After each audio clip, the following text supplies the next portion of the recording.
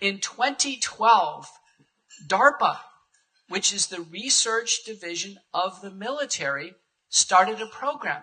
It's called the Adept Protect P3 program, Pandemic Prevention Platform. Look what they proposed.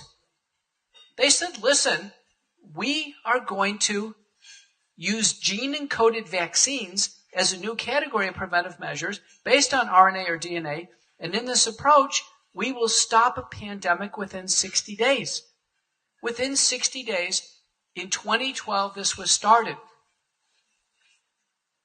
When President Trump came out and said it's Operation Warp Speed and they're going to develop vaccines, it would have been nice if he was prepped or Anthony Fauci was prepped to say, listen, we're working on this. We've been working on this since 2012.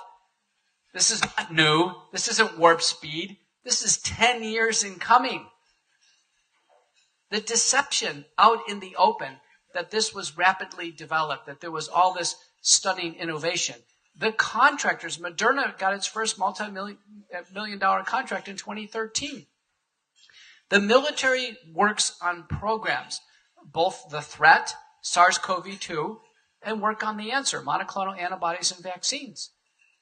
But the military has biological threat programs. There's one for smallpox, monkeypox, there's one for anthrax, and who knows how many more programs. This was part of a program. But the military came up with the idea of messenger RNA vaccines, not Pfizer or Moderna, not Operation Warp Speed. It wasn't in response to what was, came out of Wuhan, China. This is a military program. When it was announced by Health and Human Services, Alex Azar, and the Department of Defense, that's who entered into this, ushered us into the vaccine era. The military. Emergency use authorization is a mechanism to get rapid new technology into the military. It's not a mechanism for the public.